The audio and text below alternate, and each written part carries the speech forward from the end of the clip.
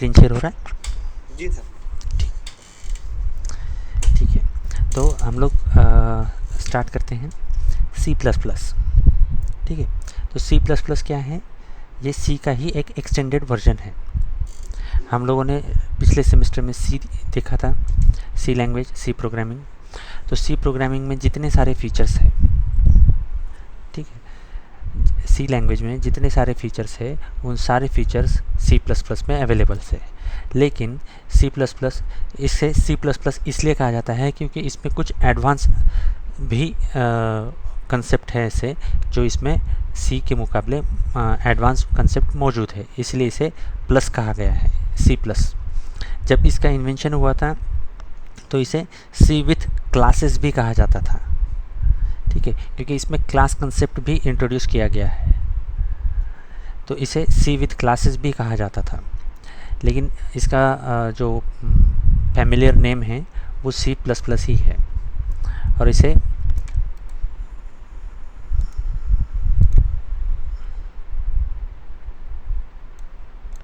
सी plus plus इस तरीके से भी लिखा जाता है, या इसे CPP भी कहते हैं। ठीक है, C plus plus, C plus plus या फिर CPP, इस तरीके से इसे जाना जाता है। जब ये इंट्रोड्यूस हुआ था तो इनिशियली इसका नाम था सी विथ क्लासेस, क्योंकि इसमें क्लासेस कंसेप्ट भी इंट्रोड्यूस किए गए हैं। तो देखते हैं कि क्या है। सी प्लस प्लस जो है ये क्या है, एक ऑब्जेक्ट ओरिएंटेड प्रोग्रामिंग लैंग्वेज है। ठीक है, और ये सी प्रोग्रामिंग का ये एक्सटेंशन है। इस बार हिंदी में वो नहीं है आपकी स्लाइड्स? मुझे ना समय नहीं मिला है, तो इसलिए आज की स्लाइड ये इंग्लिश में है। बाकी के स्लाइड्स मैं कोशिश करूँगा कि हिंदी में रहेगी। ठीक है सर। ठीक है, तो सी प्लस प्लस क्या है कि सी प्लस प्लस एक ऑब्जेक्ट ओरिएंटेड प्रोग्रामिंग लैंग्वेज है, और ये सी का एक एक्सटेंडेड वर्जन है।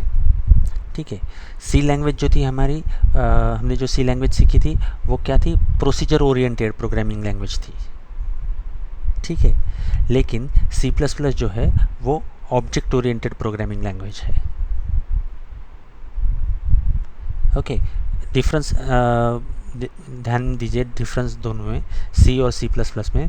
सी लैंग्वेज जो है वो प्रोसीजर ओरिएंटेड प्रोग्रामिंग लैंग्वेज है, और सी प्लस प्लस जो है वो ऑब्जेक्ट ओरिएंटेड प्रोग्रामिंग लैंग्वेज है।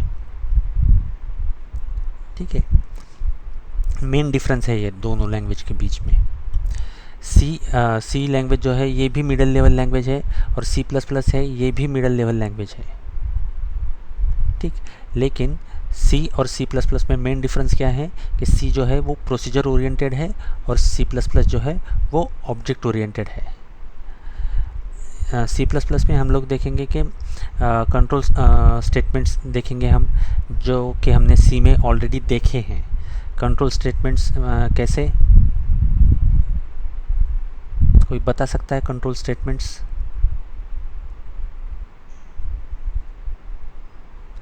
जो हमारे प्रोग्राम के फ्लो को कंट्रोल करते हैं।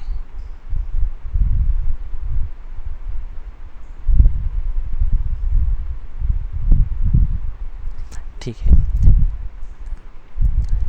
जैसे हमने देखे थे if else, if else, nested if else, else if ladder, loops. ठीक है, तो ये सारे कहाँ क्या हो जाएंगे, ये कंट्रोल स्टेटमेंट्स हो गए। फिर उसके बाद हम सी प्लस प्लस में नया सीखेंगे कि ऑब्जेक्ट्स और क्लासेस, ऑब्जेक्ट और क्लासेस सीखेंगे। उसके बाद एक नया टॉपिक है इनहेरिटेंस। ठीक है, कंस्ट्रक्टर, डिस्ट्रक्टर, ये सारी नई चीज़ें हम लोग सीखेंगे सी प्लस प्लस में। दिस, ये जो एक कीवर्ड है, ये कीवर्ड सीखेंगे। स्टैटिक कीवर्ड के बारे में हम लोग जानेंगे कि स्टैटिक कीवर्ड कैसे और कहाँ यूज़ होता है। पॉलीमॉर्फिज्म क्या होता है। एब्स्ट्रैक्शन, एब्स्ट्रैक्शन के बाद abstract class, interface, namespace क्या होता है, एनकैप्सुलेशन क्या होते हैं, arrays, string, member function, access modifier, operator overloading, function overloading and overriding and friend function. तो इतनी सारी चीज़ें हमें सीखनी हैं। अब जब मैं कह रहा हूँ कि इतनी सारी चीज़ें हमें सीखनी हैं, तो जैसे कि डेटा टाइप्स हुए, ठीक है, तो अगर मैं कहता हूँ कि एक डेटा टाइप है, तो इंटीजर ए, तो ये क्या हुआ, एक हमारा वेरिएबल डिक्लेरेशन हुआ, ठीक है। तो ये जो ए वेरिएबल है, ये वेरिएबल किस डेटा टाइप का हुआ, तो ये इंटीजर डेटा टाइप का हुआ। तो जब हम लोग ये सब चीज़ें बात कर रहे हैं इन सब को सीखने की, तो आपको इन सारी जो बेसिक चीज़ें हमने सीखी है सी लैंग्वेज में, तो ये सारी चीज़ें हमें क्लियर होनी चाहिए, नहीं तो हमें रिवाइज करना पड़ेगा उसे और समय जाएगा उसके लिए। तो अगर आप को रिवाइज करना है, तो हमने जो एक पहला लेक्चर लिया था, क्विक रिवीजन लिया था हमने सी लैंग्वेज का, तो एक बार आप उसे रिवाइज कर लीजिए, उस लेक्चर को देख के। वो यूट्यूब चैनल पे ऑलरेडी अवेलेबल है, उसको रिवाइज कर लीजिए, और आप ताकि ये सारी चीज़ें फ्लो में समझ पाएँ।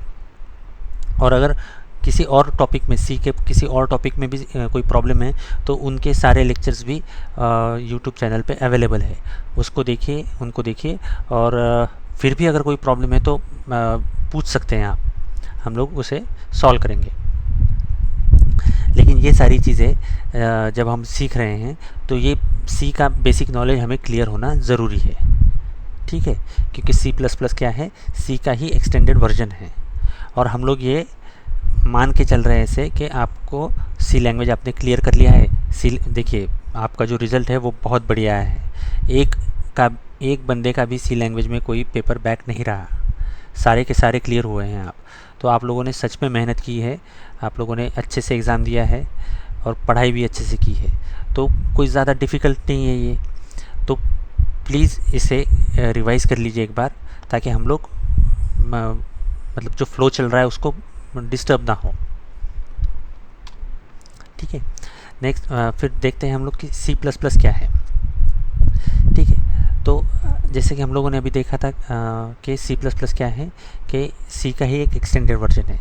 लेकिन अगर हम स्पेसिफिकली बात करें, तो C++ क्या है कि एक case sensitive free form programming language है, जो सपोर्ट करती है ऑब्जेक्ट ओरिएंटेड और प्रोसीजर और जेनेरिक प्रोग्रामिंग को।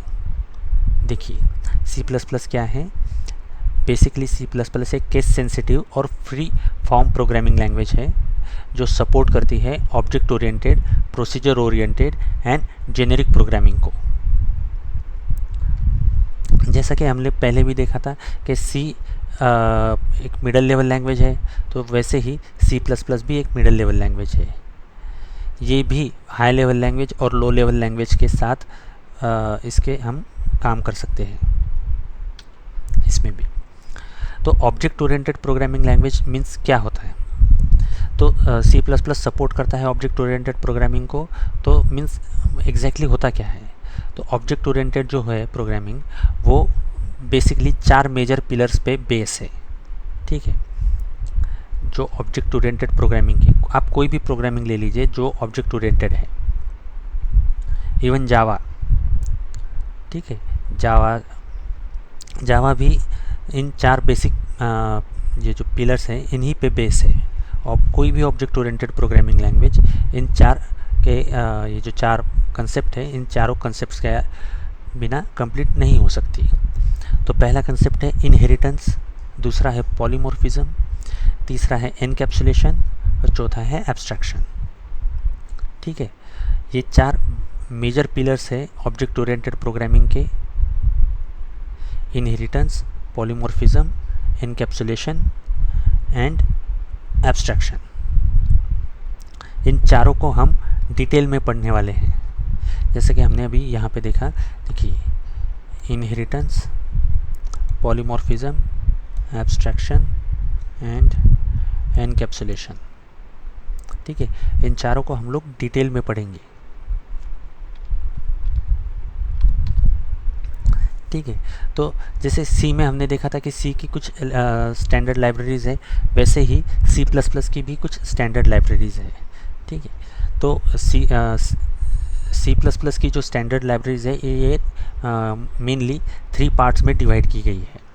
पहला है कोर लाइब्रेरी, जिसमें डेटा टाइप्स, वेरिएबल्स वगैरह वो सारे आते हैं। ठीक है। सेकंड वन है हमारा कि जिसमें स्ट्रिंग फाइल्स इनके लिए सेट ऑफ फंक्शंस डिफाइन किए गए हैं, वो है। और थर्ड वन जो है वो स्टैंडर्ड टेम्पलेट लाइब्रेरीज़ है, जो हमें हमारे सेट ऑफ मेथड्स को मैनिपुलेट करने के लिए मैनिपुलेट करते हैं डेटा स्ट्रक्चर हमारा। तो इन तीनों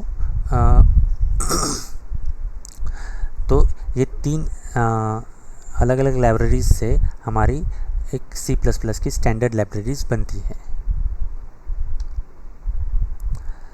सी प्लस प्लस का कहाँ पे यूसेज कहाँ पे है?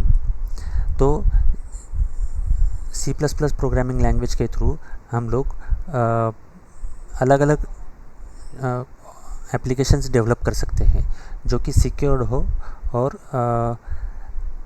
बहुत ज़्यादा क्या कहते हैं,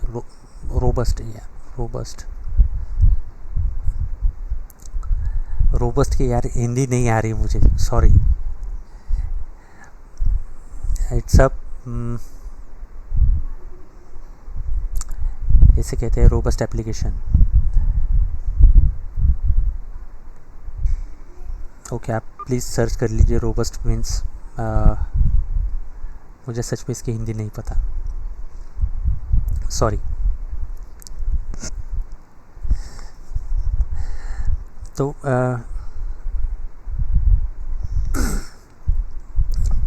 कौन से एप्लीकेशंस हम लोग डेवलप कर सकते हैं? तो विंडोज़ एप्लीकेशन तो कर ही सकते हैं हम, client server application, device drivers और एम्बेडेड फर्मवेयर्स, ये सारे एप्लीकेशंस हम लोग सी प्लस प्लस में बना सकते हैं। विंडोज़ एप्लीकेशंस मीन्स क्या होता है कि जो एप्लीकेशंस हम लोग हमारे विंडोज़ पे चलाते हैं, जैसे कि कोई एक सिस्टम सॉफ्टवेयर्स हुए तो वैसे सॉफ्टवेयर। क्लाइंट सर्वर एप्लीकेशंस माने कैसे होते हैं कि जैसे कि हम एक सिस्टम से दूसरे सिस्टम पे कम्युनिकेट कर सकते हैं, हम हमारा डेटा या फाइल्स कुछ शेयर कर सकते हैं। डिवाइस ड्राइवर्स, आपने देखा है कि आप पेन ड्राइव यूज़ करते हैं, आप सभी लोगों ने पेन ड्राइव यूज़ किए होंगे, या आप आपका मोबाइल फ़ोन कहीं किसी सिस्टम को कनेक्ट करते हैं, तो या कोई अदर यूएसबी डिवाइस वगैरह कनेक्ट करते हैं, तो क्या होता है कि आपको कहा जाता है कि ड्राइवर पहले इंस्टॉल करो। अगर वो प्रॉपर ड्राइवर इंस्टॉल नहीं है तो वो डिवाइस कनेक्ट नहीं होता। तो ये जो डिवाइस ड्राइवर्स है, तो ये डिवाइस ड्राइवर्स की कोडिंग जो होती है वो सी प्लस प्लस में ही की जाती है। ठीक है।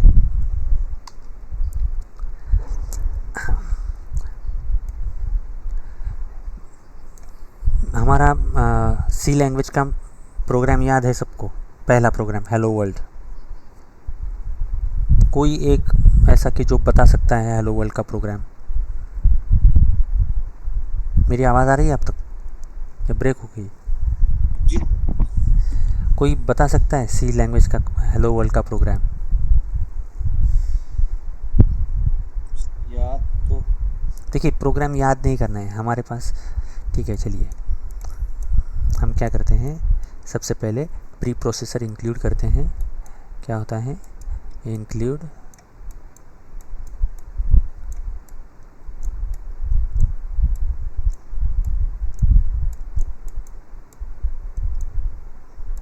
stdio.h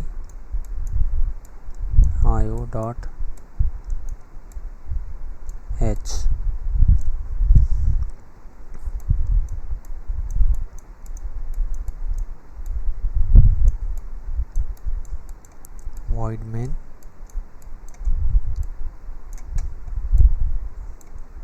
फिर हमने लिखा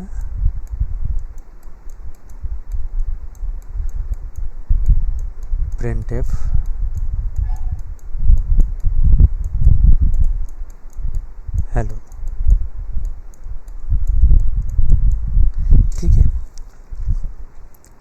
हमारा सी लैंग्वेज का प्रोग्राम है और ये जो है ये हमारा सी प्लस प्लस का प्रोग्राम है।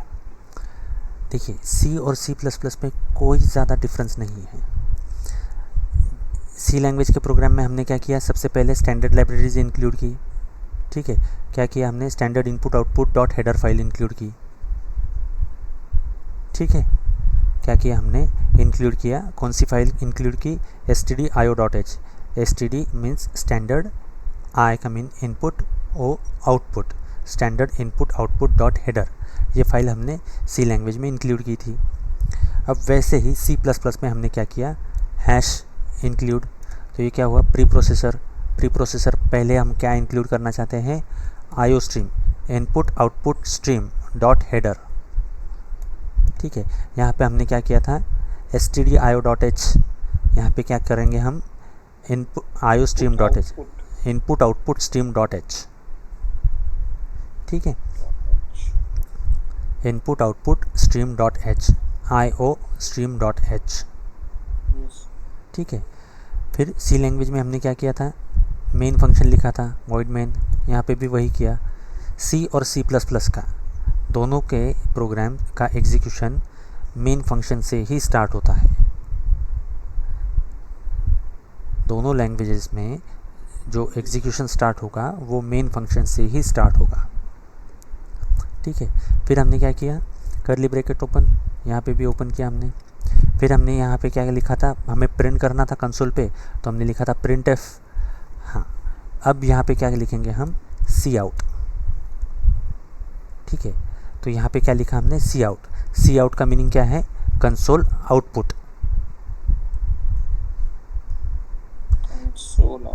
ठीक है, जैसे हम लोगों ने यहाँ पे लिखा था प्रिंट एफ, तो ये हम लोग कैसे समझते थे इसे, कि ये क्या है, प्रिंट करना है फंक्शन के ज़रिए, प्रिंट फंक्शन। ठीक है, प्रिंट एफ, तो ये क्या हुआ, प्रिंट फंक्शन। वैसे ही प्रिंट करना है, कहाँ पे प्रिंट करना है, कंसोल पे आउटपुट चाहिए, कंसोल आउट, सी आउट। ठीक है, और फिर हमने यहाँ पे क्या करते थे, प्रिंट एफ में ओपन ब्रैकेट यूज़ करते थे, अराउंड पैरेंथेसिस। यहाँ पे क्या करेंगे हम, ये सिंबल यूज़ करेंगे।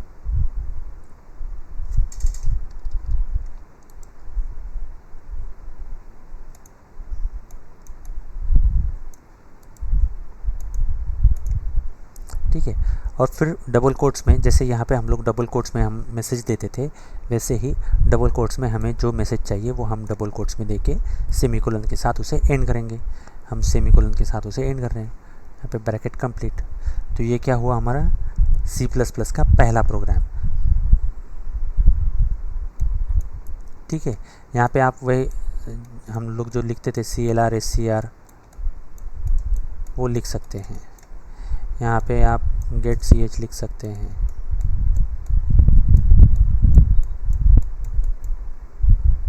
ठीक है, अब मेन चीज़ क्या है, जैसे हम लोग को ये जो प्रोग्राम है ये सेव करते वक्त हम लोग एक्सटेंशन क्या यूज़ करते थे, .c। ठीक है, तो अब जब हम इस प्रोग्राम को सेव करते वक्त .c का प्रयोग करते हैं तब ये हमारा प्रोग्राम चेक करता है कि इस फाइल यहाँ पे stdio.h फाइल है कि नहीं। और अगर हम लोग हमारे प्रोग्राम में कोई एक्सटेंशन नहीं देते, नाम दे के डायरेक्टली सेव कर देते हैं, तो ये प्रोग्राम हमारा C++ में सेव होता था और इस वजह से हमें ये एरर मिलता था कि ये प्रोग्राम आपने इसमें stdio.h फाइल इंक्लूड की है और आपने एक्सटेंशन इसका CPP रखा है, इसलिए इसे कंपाइल नहीं किया जा सकता। लेकिन C++ में क्या है, C++ में क्या करेंगे हम, हमारा जो फाइल सेव करेंगे उसका एक्सटेंशन क्या होगा, .cpp।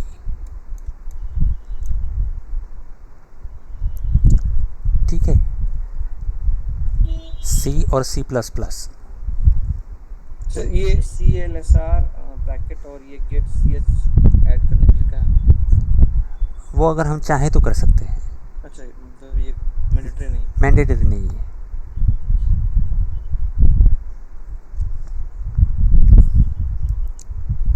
ठीक है, हमारा जो सी प्लस प्लस का पहला प्रोग्राम है वो क्या था, ये क्या है, My हैश first हैश, ये क्या है, ये क्या हुआ, प्री प्रोसेसर। हमने pre- कंपाइलर को पहले ही बता दिया प्री प्रोसेस करो। क्या प्रोसेस करो, तो इंक्लूड करना है। क्या इंक्लूड करना है, iostream.h फाइल को इंक्लूड करना है, input output stream.h input output stream.h। बढ़िया, ठीक है। फिर नेक्स्ट क्या था, हमारा मेन फंक्शन था, main function while ठीक है।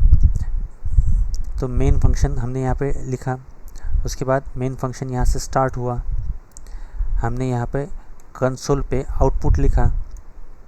हमें क्या चाहिए, कंसोल आउटपुट चाहिए, तो कंसोल आउटपुट हमने डबल कोट्स में लिखा, my first C plus plus programme.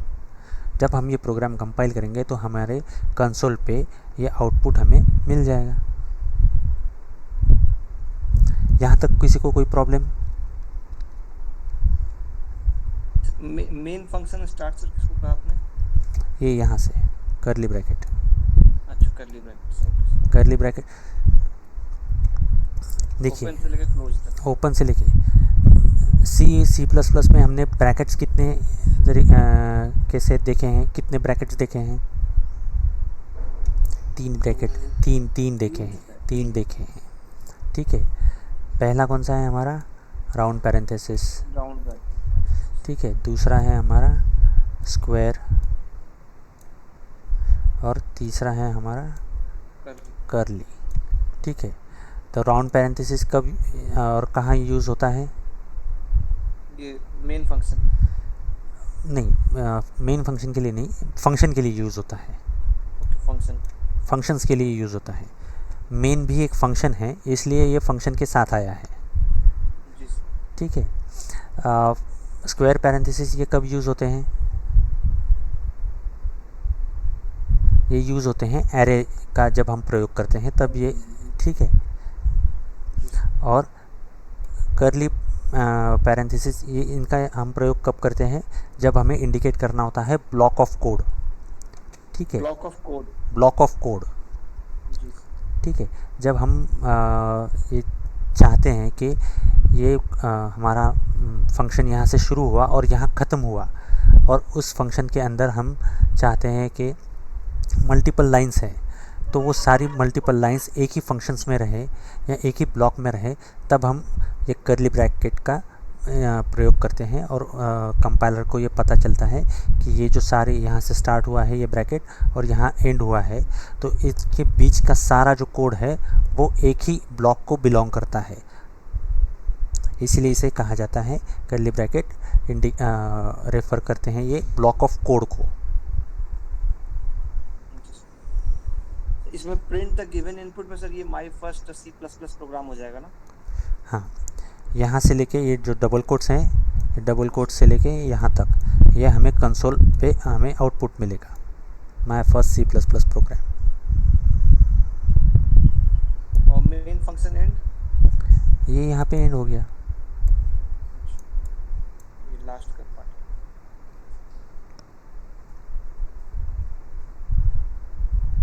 ठीक है। यहाँ तक किसी को कोई प्रॉब्लम? नहीं कोई और?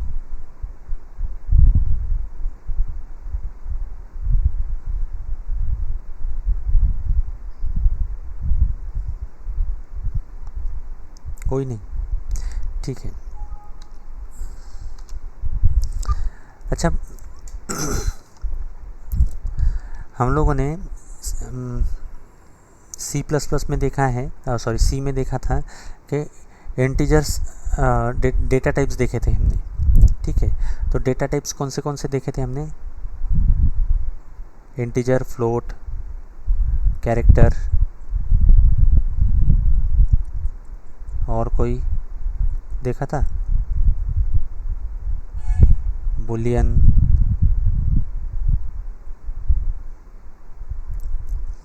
ठीक है। ये तो क्या हुए, ये प्री डिफाइंड डेटा टाइप हुए।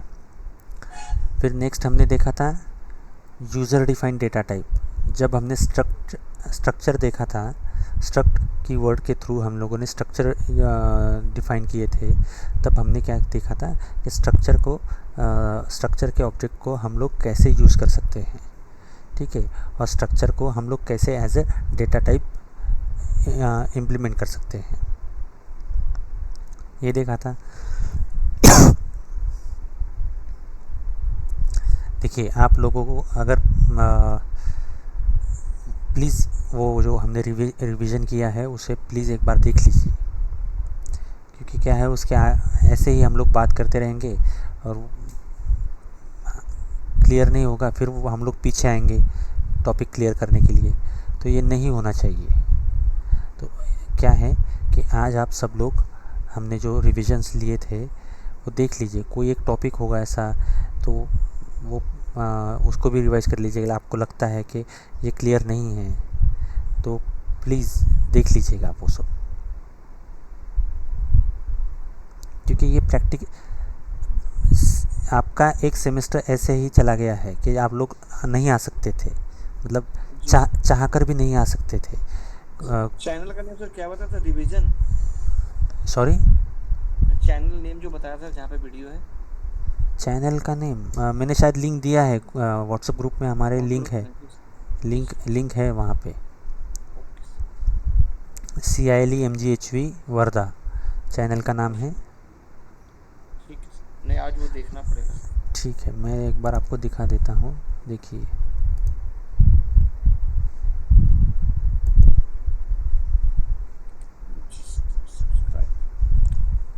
ये देखिए ये नाम है, शेयर है ना ये, CILE-MGHV वर्धा, ठीक है। और ये जो है ये हमारा वो जो क्विक रिवीजन किया था हमने वो ये है 32 मिनट का है, देख लीजिए। हाँ सब मिल गए।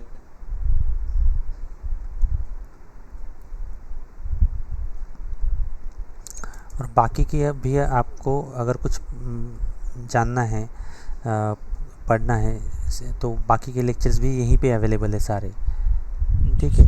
जैसे फैक्टोरियल का प्रोग्राम हमने देखा था, एरे है, स्ट्रक्चर है, तो ये सारी चीज़ें हमने देखी है, तो इसको भी एक बार आप रिवाइज़ कर लीजिए।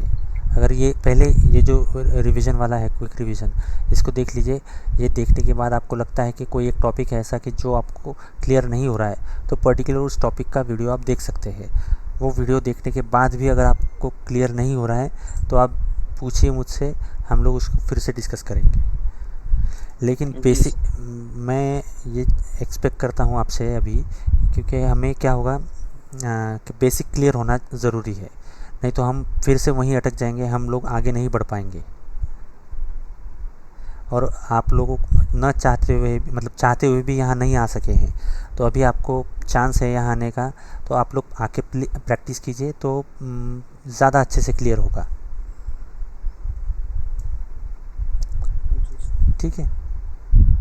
तो मेरे ख्याल से आज रुकते हैं, क्योंकि हम लोग आगे बढ़ेंगे तो फिर वो और ज़्यादा समस्या होगी। आज रुकते हैं, इसको प्लीज़ आप रिवाइज़ कर लीजिए ताकि हम लोग आगे बढ़ सकें, ठीक है। एटलीस्ट बेसिक कंसेप्ट तो भी क्लियर होने चाहिए सभी के। आप सभी लोगों ने क्लियर किया है आपका एग्ज़ाम, तो ये जो कंसेप्ट है ये आपके क्लियर ही हैं, बस आपको थोड़ा सा एक बार उसको रिवाइज़ करने की ज़रूरत है, ठीक है। तो क्लियर कर लीजिए आप आपके कंसेप्ट, और फिर हम लोग कल मिलते हैं। जी सर। ओके, किसी को कोई डाउट, कुछ पूछना है? नहीं सर, अभी पहले वीडियो देखता हूँ। हाँ, नहीं इसके अलावा किसी को कोई समस्या है, कोई डाउट है, कोई प्रॉब्लम है?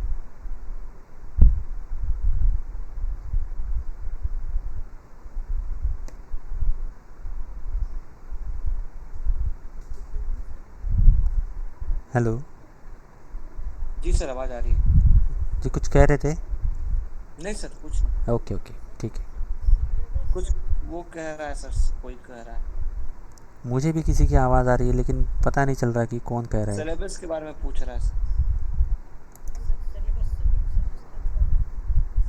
सिलेबस मांग रहा है सेकंड सेमेस्टर का। वो तो ऑनलाइन है, ऑनलाइन है ना सारा सिलेबस हमारे पास। जी वही सर, साइट पे है। वेबसाइट पे दिया हुआ है वेबसाइट सर। पे दिया हुआ है सारा सिलेबस। जी सर, वेबसाइट पे दिया हुआ है, ना होगा तो डाउनलोड करके हाँ, देख लीजिए। विद्यापीठ केंद्र में जाइए, यहाँ पे सूचना भाषा में पाठ्यक्रम में ये रहा हमारा सिलेबस। सारा सिलेबस अवेलेबल है यहाँ पे, ये देखिए।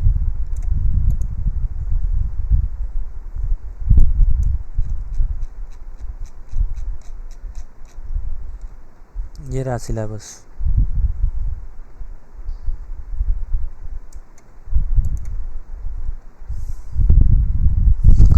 ठीक है, चलिए अब सिलेबस की बात निकली है तो देखिए ये जो है ये बेसिक कंसेप्ट है ऑब्जेक्ट ओरिएंटेड प्रोग्रामिंग के। तो इनका हम लोग इंट्रोडक्शन देखेंगे फर्स्ट चैप्टर में। ठीक है, principles of object oriented programming. ठीक है, basic concepts of object oriented programming, इनके बेनिफिट्स क्या क्या हैं, ऑब्जेक्ट ओरिएंटेड प्रोग्रामिंग लैंग्वेज कौन सी हम लोग देख हैं, इनके एप्लीकेशंस क्या क्या हैं, C++ के स्टेटमेंट्स क्या हैं, क्लासेस क्या होते हैं, स्ट्रक्चर ऑफ C++ प्रोग्राम जो अभी हमने देखा। ठीक है, प्रैक्टिकल इम्प्लीमेंटेशन नहीं देखा है इसका, जैसे कि हम लोग उसका भी एक डेमो देखेंगे कि हम लोग कैसे क्रिएट कर सकते हैं हमारा प्रोग्राम सोर्स फाइल, और उसको कैसे कंपाइल करना है और कैसे उसको रन करना है। तो ये हमारा फर्स्ट यूनिट हो गया। सेकंड यूनिट जो है वो देखिए क्या क्या है, टोकन्स है, एक्सप्रेशंस हैं, कंट्रोल स्ट्रक्चर्स। ठीक है, data types, user defined data type, derived data type. तो देखिए ये जो है ये सारी चीज़ें हमने सी लैंग्वेज में देखी हुई है।